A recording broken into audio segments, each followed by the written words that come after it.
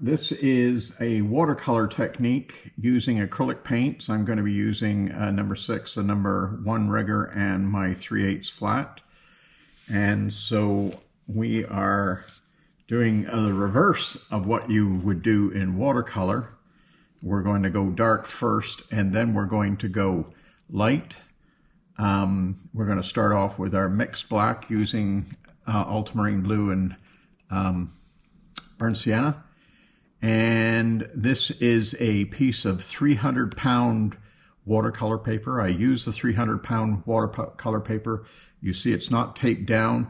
This is much more resistant to creating waves or curves in the paper as it gets wet. There are other ways to control that, but so I'm going to start off by doing a drawing of, this is Deschaney Falls up just outside of Thunder Bay. It's a stunning waterfall or series of cascades. This is just a small piece of it. I just changed out my rigger. I noticed the one that I had there was not particularly clean, so I am registered with the police as an incredible brush abuser. You have to forgive me that. So we're just going, the sheet of paper that we're working on is actually 13 by 13 inches. We're going to be trimming it down to a 12 by 12 at some point. So we're just going to come in here with a rough idea of where we're going. That's a little bit too dry. So the cascade's coming down here. So that's the slide motion, and scumbling is particularly desirable.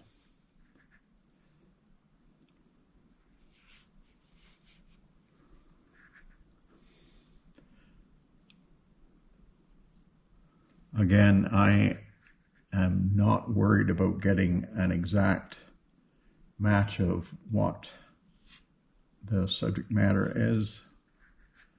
We're just trying to get a feel for this. Can do some glazing here, just cleaning off that brush and let the water move the paint.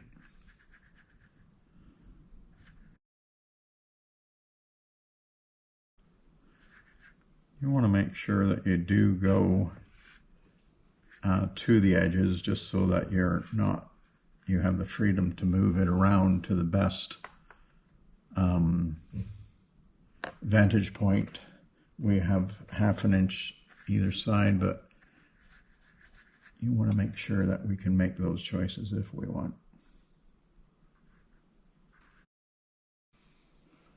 We're going to come in with some of this phthalo blue and burnt sienna and these trees.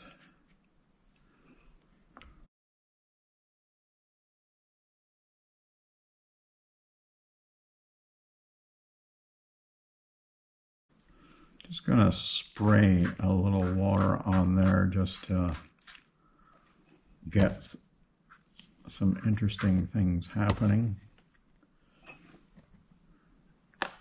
It's not the real color to be lifting with, but we'll try lifting some of that.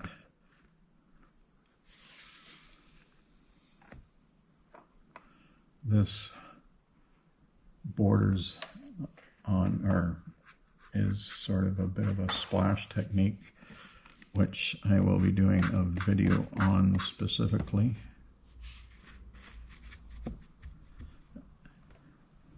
Even the 300-pound paper does start to curl, especially when you start spraying.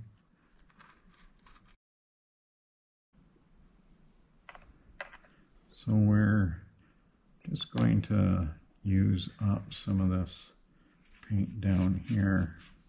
The water in this reference picture will be going over top of that. So we want something dark. So you can see that I've cleaned my palette started with a new sheet, and this is mostly because in watercolor we're not going to be using anywhere near as much pigment as we were in the previous rock paintings. So the sunlight is coming in on this side, and this side is mostly in shadow. So we're going to start with the sunlit side. So we're going to put a little bit more color than what you see in the reference. And you'll notice that I'm not using white because I'll be using the white of the paper. So, and one of the beauties of this is that if you were doing this in watercolor, you could not do what I'm doing here. I'm just doing a wash. Sorry, I let that dry a little bit too much. And over the dark, and it not lifting, because that's, I started doing watercolor way back, like maybe when I first was much younger, maybe a few years ago. And so it's always, you start with the lights and then you come in with the darks. So the colors I've laid down are the magenta, burnt sienna, yellow ochre, ultramarine blue, and phthalo blue. We will be adding white because we will be doing the water down below.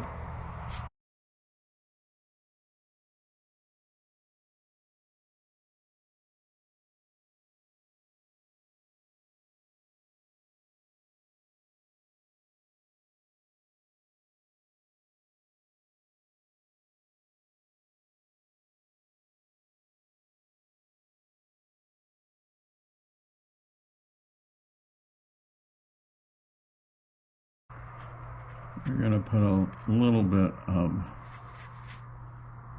green in there, just down by the water line. I think we'll just zip that green up a bit.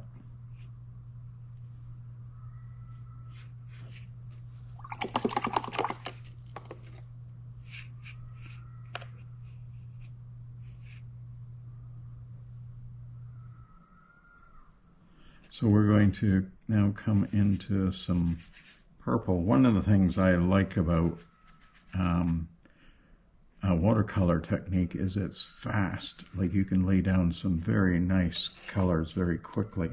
So I think that's a little too red. So we'll,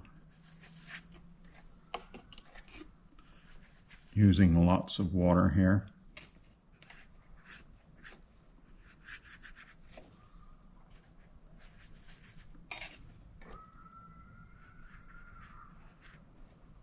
You can hear that screaming in the background. That's actually screams of joy. The neighborhood kids are having fun on a lovely day. So we're going to come in quite a bit darker down here. This is where that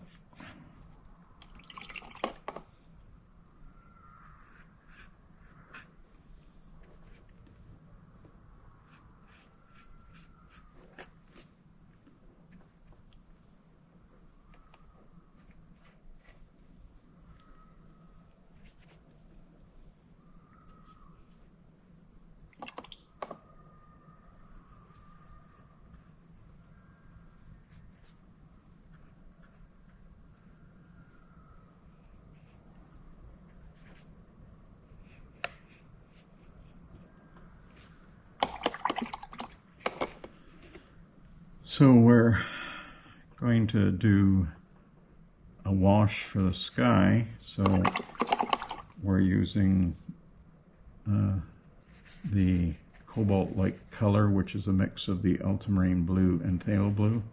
Why don't I buy cobalt? Because I don't need it. I can mix it, and these are just as permanent and a heck of a lot cheaper. That's that Scottish thing again. So we're just sweeping that through. I'm going to get a bigger brush here. Not big enough.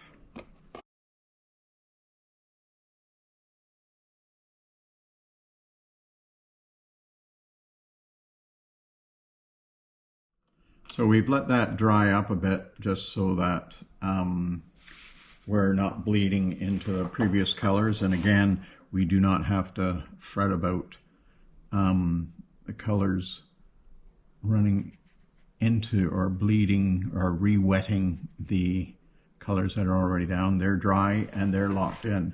So I'm just going to do a little bit more work in the dark on these trees.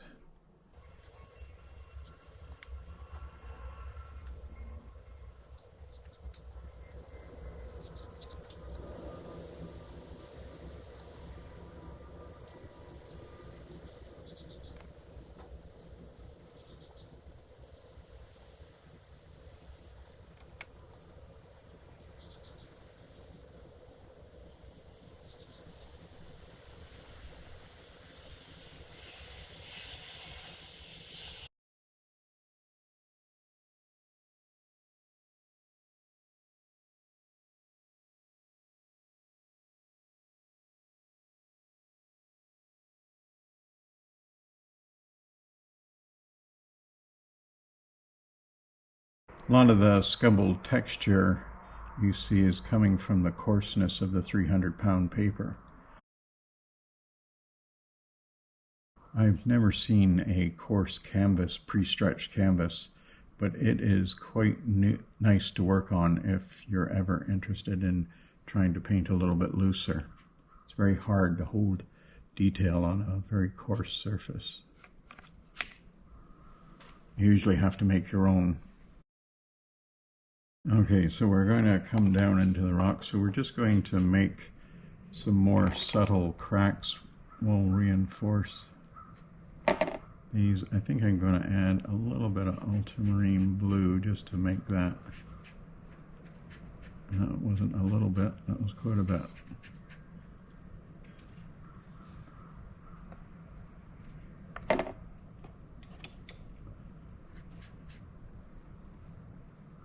Just make these cracks a little bit grayer. When you look at the drawing or the painting I'm doing versus the reference I'm looking at, you might have a little trouble seeing where I'm actually painting from, but if I like the look of a crack somewhere, then I'm going to use that crack.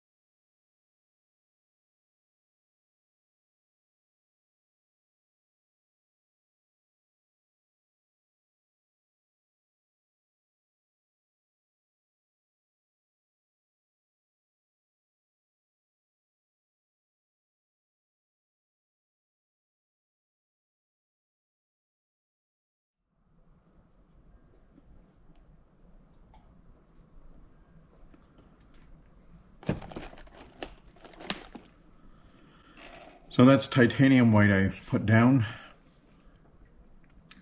Titanium white is the white that you use 97% of the time. The zinc white is for transparency. So I think I'm just going to come here and just take ever so little bit of this. And that's just to make that white a little closer to the color of the watercolor paper. So I'm just going to come in and do a little bit of negative painting. And as long as you're not actually touching the white of the paper, it'd be hard for people's eyes to pick up any slight difference in the color.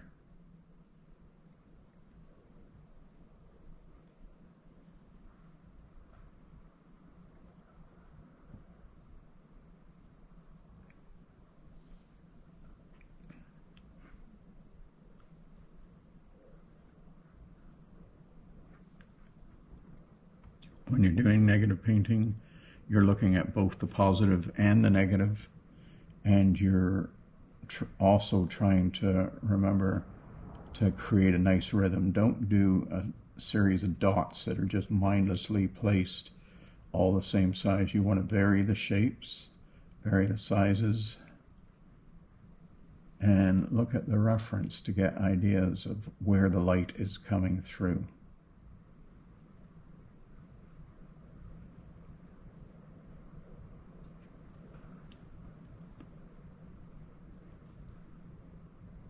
Okay, so we're going to switch to the number 6 rigger now, and we're going to do the water. Now, this falls is, like I said, near, this falls is near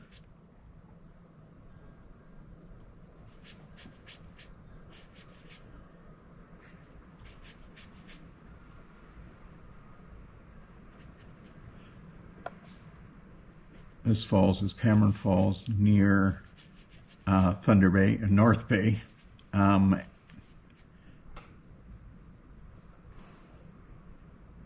so one of the mistakes a lot of people make when they're painting water is they see white water and they immediately jump to that color. So we want to have lots of different colors happening. So that was a switch. This is ultramarine blue. I was using a phthalo blue, and so I'm just letting that brush dance over the canvas. I think we'll just come in and do a little purple as well.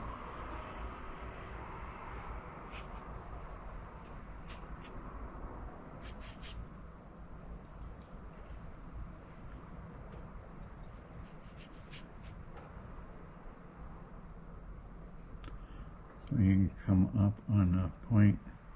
And one of the things I'm going to just do is a little splashing of this. I don't know how much I'll do, but you see I'm cupping my hand, and that's because I don't want it to go everywhere. I don't like using a toothbrush for this. I find often when you're doing a toothbrush that people say, oh look, they used a toothbrush to do that, because it does, you think it's a random mark, but it's actually fairly recognizable. If you love the toothbrush, great.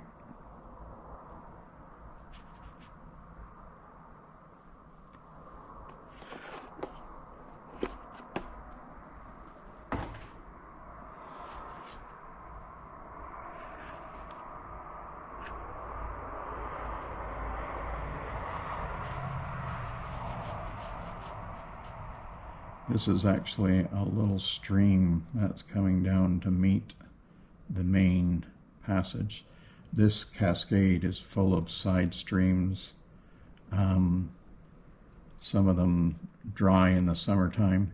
I actually went here in the spring because I wanted to see what it was like in full flow, but it's actually not that photogenic because there's so much water coming down that it's just blowing through everything. And the water sort of disappears into the cracks farther up. I've actually done it higher up than what we can actually see.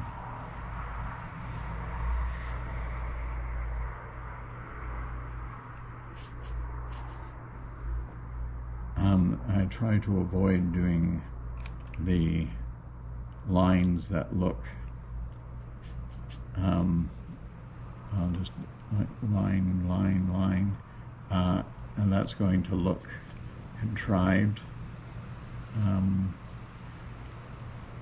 The key to painting well is to be really good looking and look to see, is that really a line, or is that a series of droplets that are forming a line, or is that a I mean, water fountains sometimes get close to lines, but waterfalls tend to be very chaotic.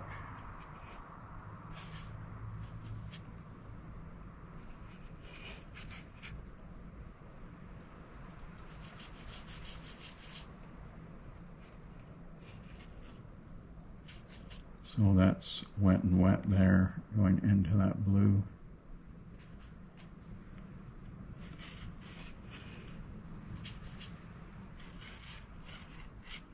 Some of this is going to get cut off on the bottom.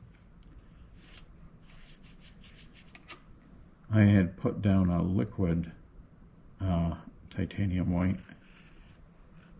It doesn't make a difference to your painting. You just add more water to the high viscous one. But the liquid is sometimes handy because you can do it one-handed, whereas normally I use the jars. Even a tube, I guess you can use your mouth. But if you've ever had to pay for any dental work, it's a good idea to not use your mouth.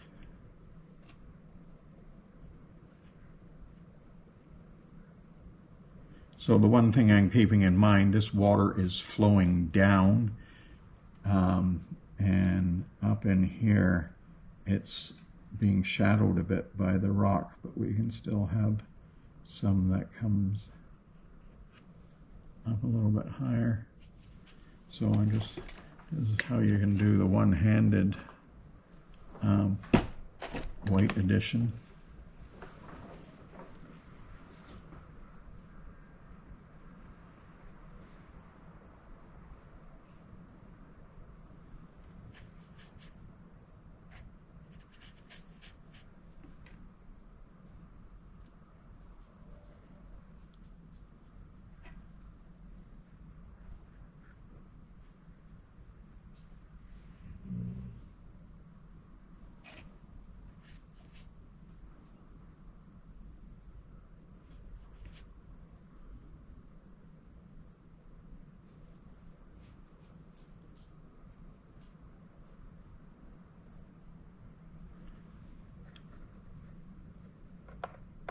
I'm just going to use just straight water there to blur some of those.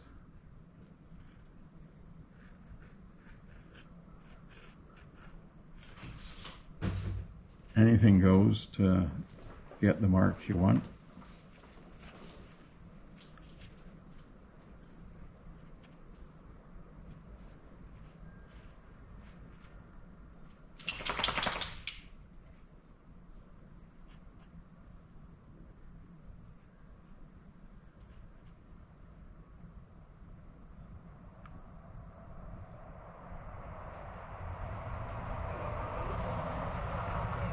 Yes, I'll let you, Max. GoPro, stop recording.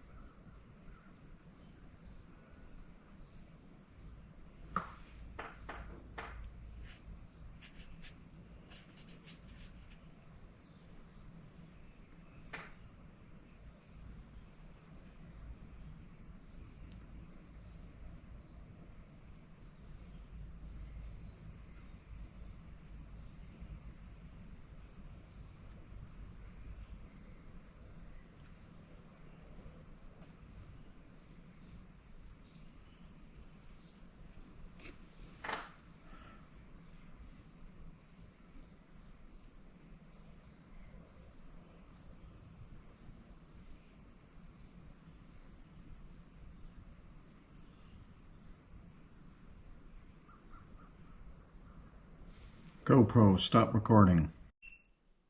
GoPro, stop. So we're going to mount this painting that we just finished there, or it has actually had time to dry. And so we're going to mount it with any medium, but a gel medium is a little bit better than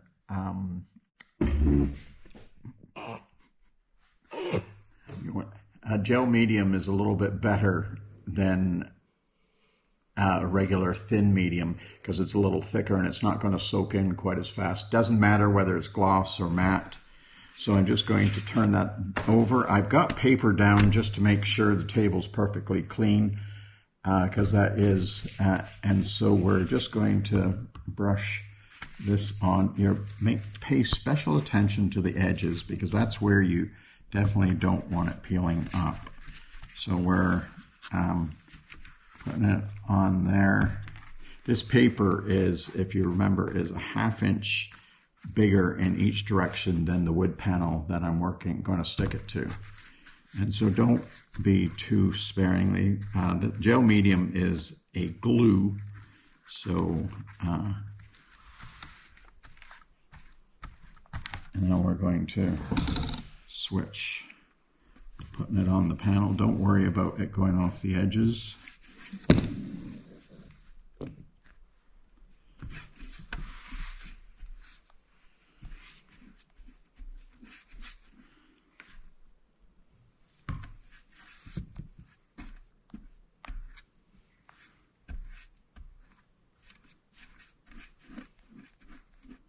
Try not to leave ridges in that because that wouldn't be a major problem because this is 300-pound watercolor paper, but it can still create a little bulge. So now what I'm going to do, because the edges are most important, I'm going to apply the medium to the edges on both pieces.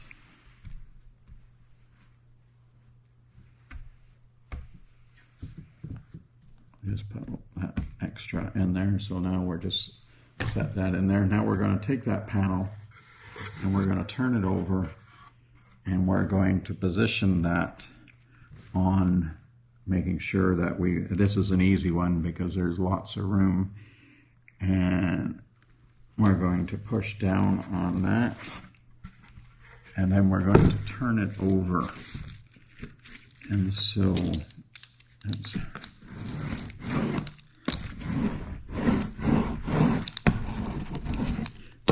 this is a brayer, and you're just going to make sure that sticks down well. And sometimes on the edges, this isn't sticking.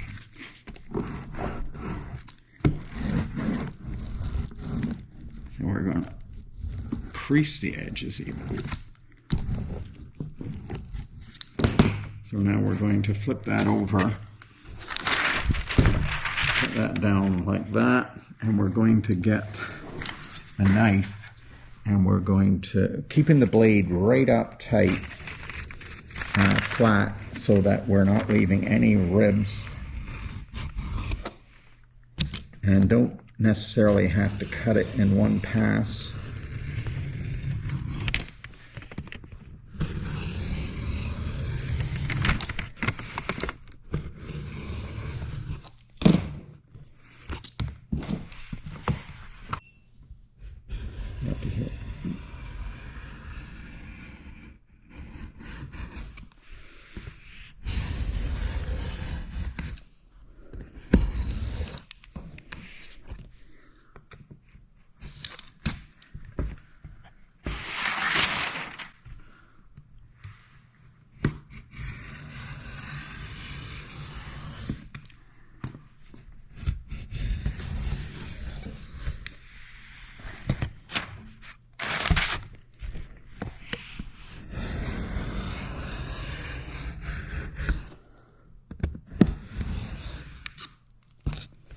Okay, so we're going to leave that upside down and we're going to find something heavy.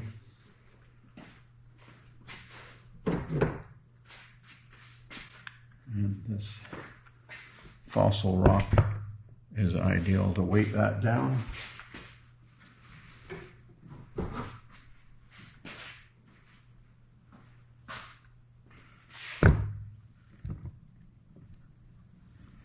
if you don't have that, you can even use water containers with water in it, or even jars of paint. And so we're going to let that dry. So this is the piece trimmed and stuck down on a birch panel. Nicely trimmed. And so now we're going to seal the watercolor paper. The parts that have had acrylic paint are sealed, but anything where there's a very light glaze or there's white paper has not been sealed. And so we want to seal that before we paint the edges, partly so it can hang on the wall.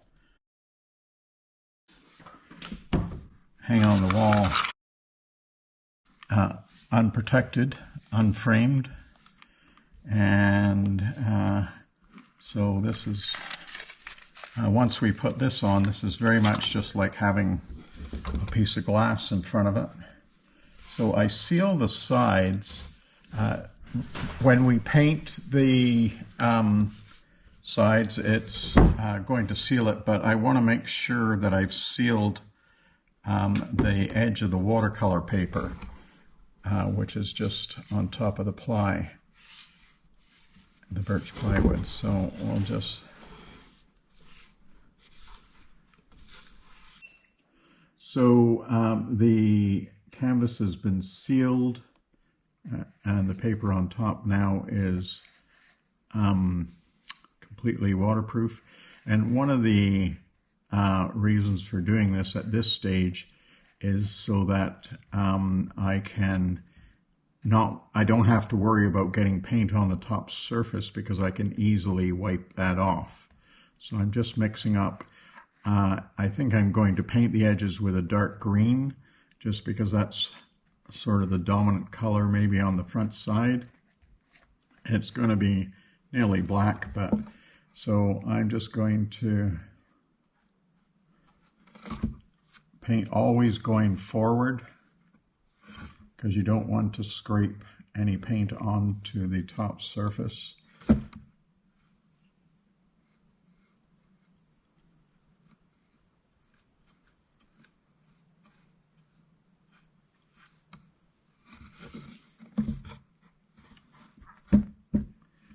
think we need a little bit more burnt sienna in that.